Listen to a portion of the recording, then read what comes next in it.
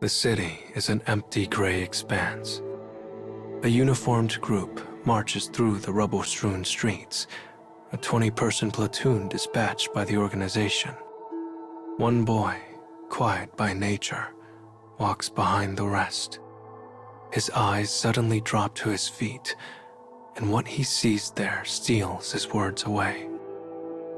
White powder is strewn over the pavement, blown here and there in the wind. It is salt, but this is no ordinary mineral. This has come from human corpses. White chlorination syndrome. Those afflicted by the disease find their fate in one of two ways. One, their bodies turn to salt and they die. Two, they lose themselves and become monsters called Legion. The quiet boy makes a sound then, a small yip. In an attempt to avoid the blowing salt, he has lost his footing, but he does not hit the ground. A uniformed girl behind him grabs his arm, effortlessly keeping him upright. Shocked by her strength, he opens his mouth to thank her. But her mouth widens in a mischievous grin, her crooked teeth on full display.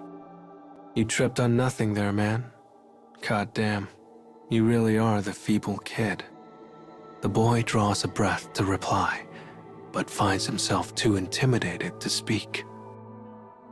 "Cut it out," says another girl as she twirls her red hair with a finger. "Us rejects need to get along." The girl with crooked teeth turns her savage gaze towards the redhead. "Who you calling a reject? You? Me? All of us? Haven't you noticed? This platoon is made up of underachievers." She speaks the truth. The platoon is comprised entirely of rejects. This mission is their last chance to remain with the organization. But the girl with crooked teeth does not accept this. "I bet the people up top are worried about the reject platoon, so they stuck me here as insurance." The platoon's mission is to venture into an unexplored area and find a specific individual. Said individual is a researcher. Eyewitnesses claim that though he is afflicted with white chlorination syndrome, he retains his mental faculties. They must find this man. If they do not, the platoon will be out of chances. "Hey, come on," says a small boy with uneasy eyes. "Stop fighting." This boy knows the girls will argue forever unless he intervenes. His voice is nasally, his eyes twitch. He is the very picture of a coward. The girl bares her crooked teeth at the cowardly boy and hisses, sending him scuttling away. The quiet boy gives the rowdy trio a sidelong glance. Sighing, he turns his gaze to the sky and examines the gloomy violet cloud that hangs low over the city. It's coming. He knows this. He has known it since they first set foot in the city 2 hours and 42 minutes ago. Rain is on the way, a torrential downpour with lightning, wind, and fury. The quiet boy hoped conditions would improve, but it is not to be. "Guys," he says, "if a storm is incoming, they need to change their route." But no one replies. Instead, they come to a sudden halt and fix their eyes on a spot. Color slowly drains from their faces. "Legion," whispers a platoon member. Their voice is despair. A skyscraper stands on the edge of collapse, its metal frame bared to the open air, and behind it, Legion. This is the fate of a person who becomes infected with white chlorination syndrome and loses control. Its outer shell is hardened bone, a cross between an insect and a crustacean, and it is easily over 130 feet tall. Fear and bewilderment raced through the platoon. They had no warning so massive an enemy might be waiting for them. Humans of flesh and blood, and rejects at that, stand no hope against it. It is so unreal, the platoon has trouble accepting it. The Legion slowly turns to look at them. Time is short now. As a single screaming mass, they turn and run into a nearby ruin of a building. Behind them, the monster's howl causes their ears to bleed. The building in which they sought shelter shudders, scarcely holding together. The Legion is attempting to smash the building and everyone inside it. The platoon members shudder in terror, their minds threatening to break at any moment. All except the quiet boy. His breaths alone remain measured, steady, calm. He stares out the window and thinks. Beyond the shattered glass, small droplets of rain quickly turn into a torrential downpour. Flashes of lightning illuminate gray clouds, followed by thunder nearly as loud as the Legion's howl. Suddenly, realization strikes. He knows how they can escape, and more than that, how his platoon of rejects can defeat the Legion outside. "I have an idea," he says. The cold steel in his voice instantly stills the panic rippling through his fellows. Prompted by their gazes, he begins to explain. He tells them how they can get out of this despair, about his 1-in-a-million bet. The platoon hesitates at first, but they eventually realize it is the only hope they have. At least, it's better than waiting for death. The quiet boy runs up a set of collapsing stairs to the roof and looks down over the city. Positioning himself somewhere with a clear view of the city below, he begins issuing orders that he hopes will get the Legion's attention. First up is the cowardly boy, who bursts from the building and begins to run. He is the swiftest of their group. He is the lure for the Legion, the bait. His fellows make sure the path is open for him. The girl with crooked teeth uses superhuman strength to remove piles of rubble, creating the shortest route to the target location. The rest of the platoon helps as best they can, clearing a path for the boy as he races past. The Legion lumbers after him, growing ever closer, but just as it is ready to reach down and rend the cowardly boy in two. "Hey dummy, up here." The red-headed girl's voice echoes around the ruined city. From atop a nearby roof, she fires a bullet that knocks the Legion's hand away. Every member of the platoon knows what they must do, and they give their all to the effort. All is going according to plan, because the quiet boy understands the strengths of his reject platoon. Finally, Coward and Monster arrive at a suspension bridge on the verge of collapse.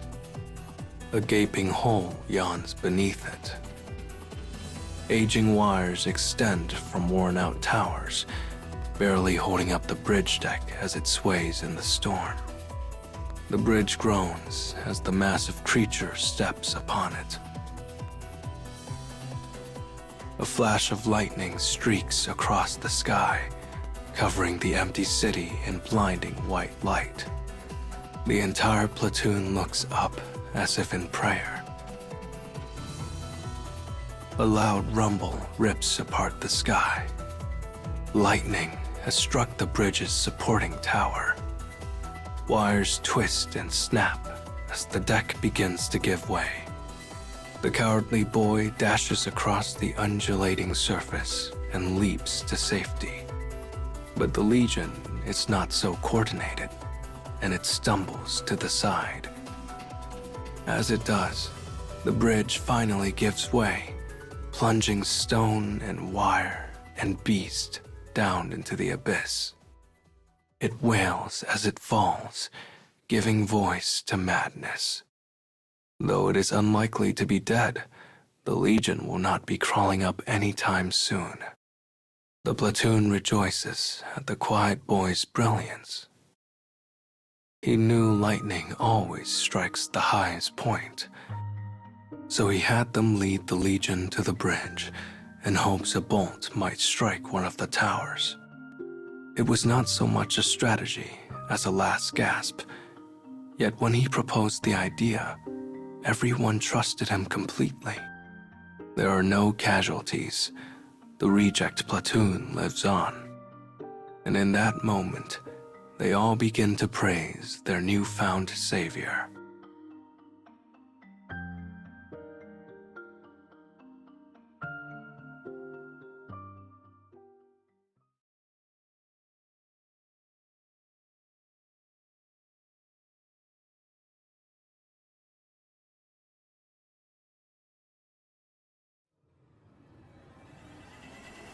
A platoon of rejects has been given a mission. They are to find a researcher who is afflicted with white chlorination syndrome, yet retains his faculties. On the way, an unexpected enemy appeared, a monster known as Legion. But they worked together to overcome the threat. Or so they thought. Come in. I repeat, come in. Do you copy? Over. The quiet boy stands atop a skyscraper. He speaks into his wireless communication device and attempts to issue orders. Yet the only responses he receives are the death throes of his platoon mates. They are the last thing he hears before communications cut off entirely. They avoided one Legion threat, but a total of 6 were lurking in the area. The quiet boy has strategic prowess. His companions have hidden powers. Yet a mere 20 of them cannot hope to take out multiple Legion. They requested backup from the organization, but none is coming. They are cornered now, trapped, doomed to annihilation. He hears his companions screaming for help before Legion howls drown them out. Unsure what to do, the boy stands frozen. He prays this hell might pass him by. A sudden quiet descends like a hammer. The rampaging Legion goes silent. Then they whirl about as one and begin marching away. They retreat before cornered prey. The boy does not know what is happening. Regardless, it is a miracle. His prayer has been answered. His surviving platoon mates slowly make their way to him. They cradle bloody corpses in their arms, remnants of their fellows. 13 corpses lay on the floor of a ruined building, including that of the cowardly boy. He was quick and agreed to act as bait, but he was not fast enough to escape the other Legion. And when they caught him, they tore him limb from limb. "This is all your fault," cries the girl with crooked teeth as she grabs the quiet boy by the collar. Her bloodied face twists into a scowl of rage. I knew we never should have followed the feeble kid. The feeble kid. The organization's commanding officers use this insult whenever they want to ridicule the boy, and he can never argue with it. Enough, says the red-headed girl. The Legion retreated. We've got a chance. The other girl snarls in response. You know they only retreated because they were responding to something, right? The girl with crooked teeth's lips tremble in fear. This means there might be a red-eye nearby. Red-eye, the nickname for intelligent Legion, those whose eyes glow red. They have the ability to control other mindless Legion, which makes them infinitely more terrifying. The thought that a red-eye might be in the area makes the quiet boy drop his gaze. When he does, his vision alights on the arm of the girl with crooked teeth. He sees white skin in the tears of her sleeve. White, like salt. Your arm. At his words, she looks down at her arm and gasps. Those affected by white chlorination syndrome meet one of two ends. They either turn to salt and die, or become legion. Her face twists in despair as she realizes the future that awaits her. And she is not alone. Of the 7 survivors, 3 are infected. Legion, red-eye, white chlorination syndrome. The platoon has been plunged into the depths of despair. But there is one hope. If they can find the researcher who has white chlorination syndrome and yet retains his intelligence, then maybe, just maybe, they can be saved. We keep going, says the quiet boy. Now let's move.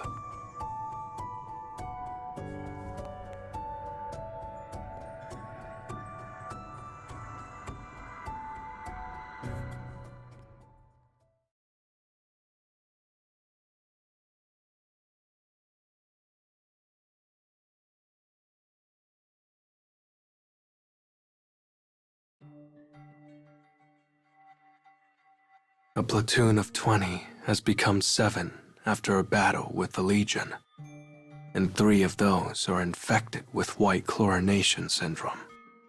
Those afflicted by the disease find their fate in one of 2 ways.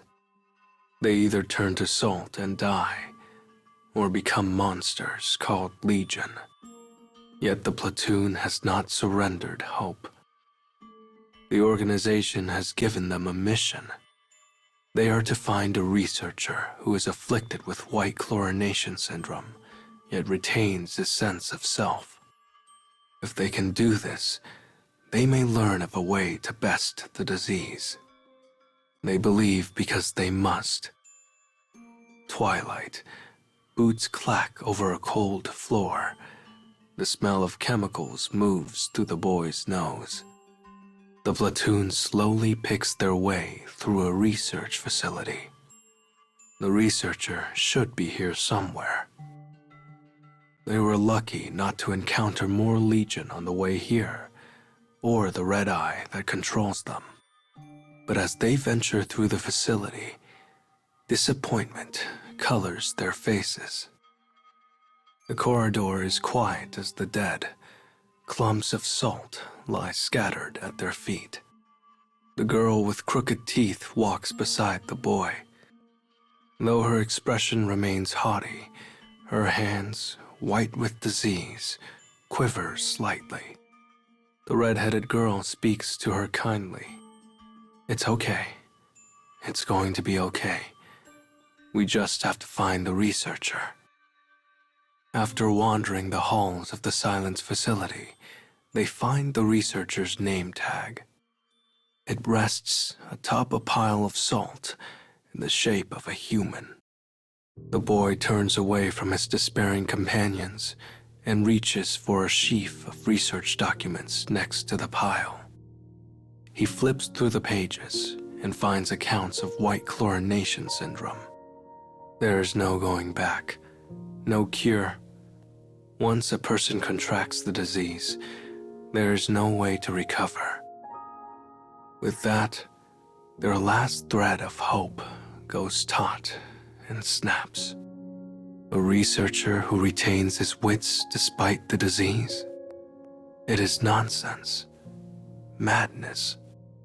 All the boy can do is chuckle. The Legion, white chlorination syndrome. After battling for so long against despair, this is what greets them. He crumples the documents in his fist and begins to roar with laughter. A fist of white. There are 7 survivors, all of whom are now infected. Their bodies no longer obey. All they can do is huddle together in the darkness. The backup they requested is nowhere to be found. They cannot proceed, and they cannot go back. "Hey," says a small voice, breaking the silence. It is the girl with crooked teeth. "Sorry for calling you feeble, kid." Her apology delivered, she slowly begins to tell about herself, as if she is looking back on her life in the face of oblivion. She wanted to do more for the organization, but she didn't get along with the brass, and before she knew it, she was labeled a reject. "Sounds familiar," chuckles the redhead. Nods move around the room. All of them are a slightly different version of the same story. At first, they all dreamed of being outstanding members of the organization. But once they were labeled as rejects, loneliness crushed whatever hopes they once had. Yet, as they sit in this place and slowly turn to salt, they find themselves filled with a shared happiness.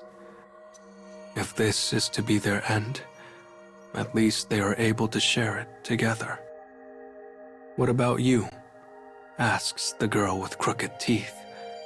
"What did you dream of?" She turns to the quiet boy, who thinks carefully for a moment. Then he answers, "I wanted to be a person worthy of my older sister." Beyond the window, the large moon hanging in the night sky casts a faint rainbow across the clouds.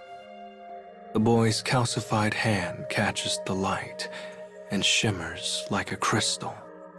Looking over the room, he sees the same pale glow surrounding each of his new friends. There are worse ways to go than this, he thinks, as he lets his eyes slip closed. Morning comes. He wakes to a scream. The girl with crooked teeth is no longer smiling. Instead, she has torn the throat out of one of their companions. Madness has taken her. She will become Legion. The red-headed girl turns her gun on the thing that was once her friend, but she cannot pull the trigger. The quiet boy bites his lip and shuts down his own emotions. He snatches the gun away and shoots the maddened girl through the head. 5 now remain, including himself. They all thought they would sit in that place and wait for death. But as that shot rings out, something happens. The organization's reinforcement helicopter finally arrives, the rumble of its landing shaking the facility. A voice comes from static. "Do we have any survivors here? Please respond." The boy replies in a quiet voice, gazing at the corpses of his comrades as he does. 5 living, and with nothing to show for it. They are taken into organizational custody, leaving the salt-drenched facility behind. And though they have lost much, despair has been held at bay for the moment.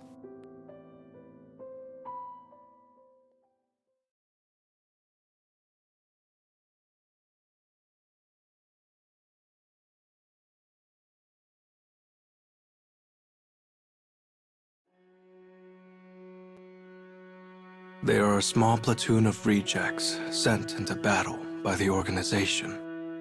Though white chlorination syndrome encroaches on their bodies, they have returned home from a Legion-filled hell. Despite paying a heavy price, they have obtained a key piece of information. The researcher who was said to retain his intelligence while living with the disease does not exist. Once it is contracted, there is no way back. In a deep recess of the organization's base, the boy lies on the floor of a cage. His skin is white, frozen. He can no longer move. The disease has almost reached its end. How did things end up like this? After risking their lives for the mission, all that awaited them were endless tests in a cramped and filthy cage. Dimly, the boy hears a woman scream.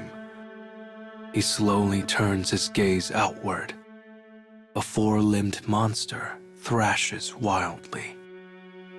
She used to be a girl with red hair. How did this happen?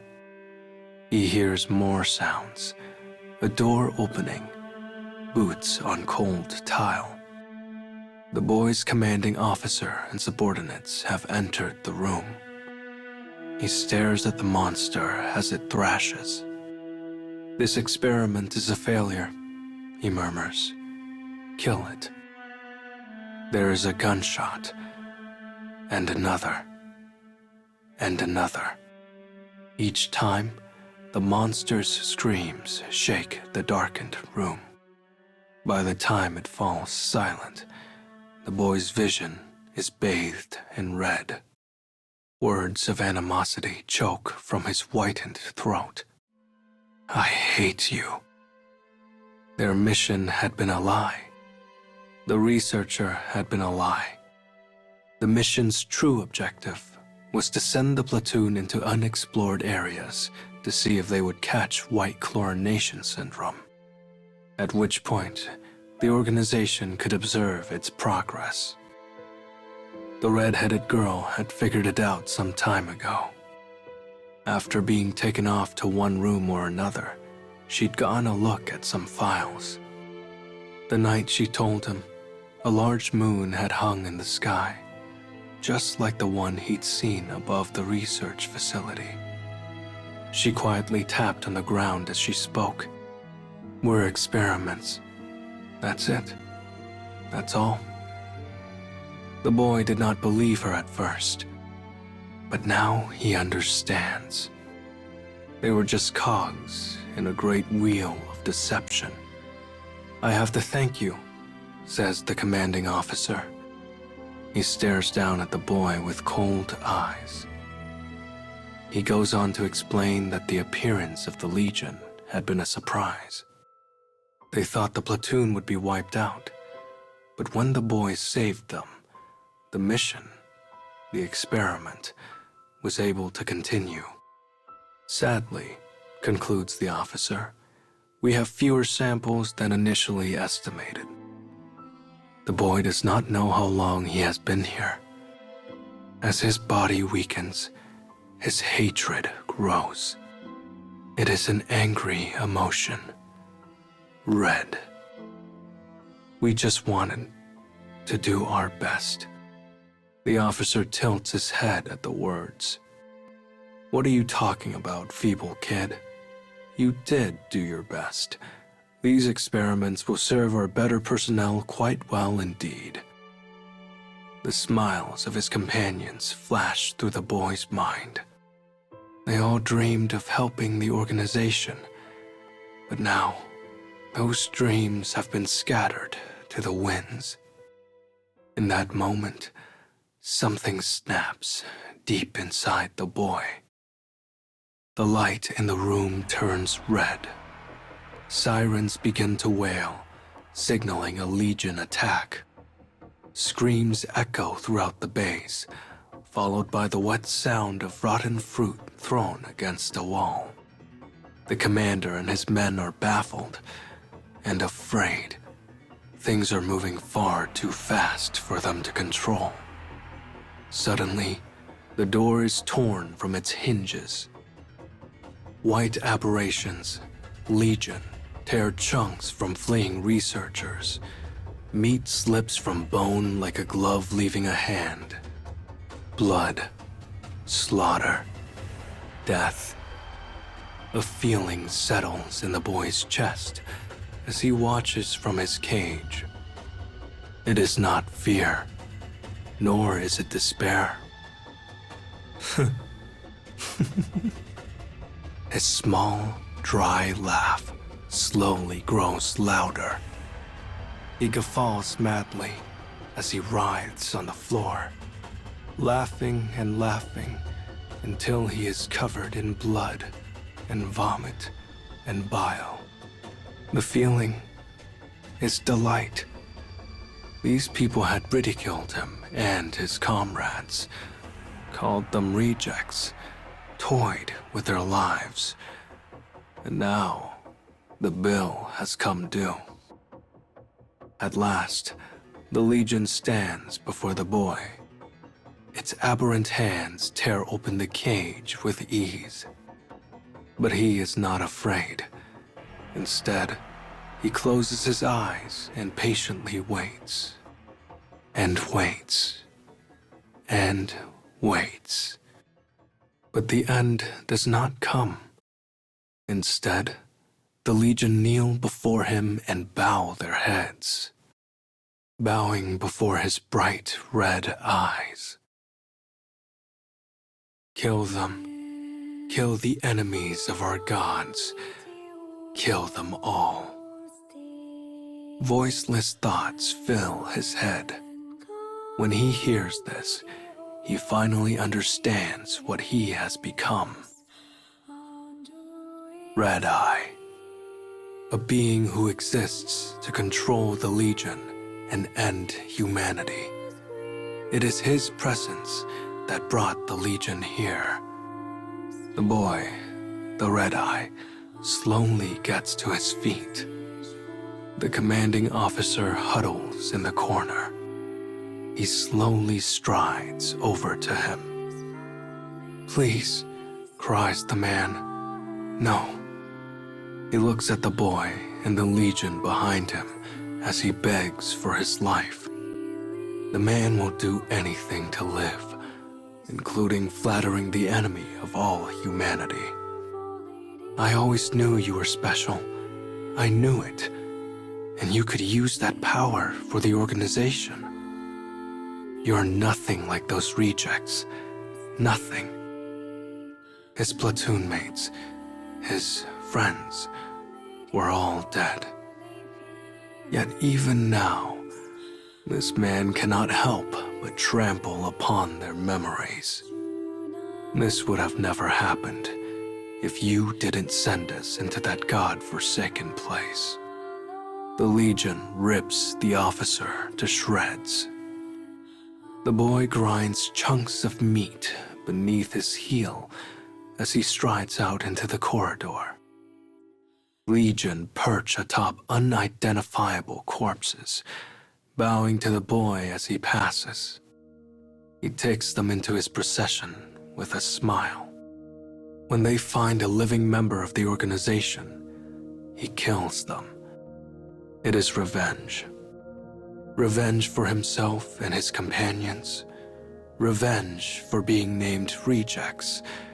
Revenge for being discarded.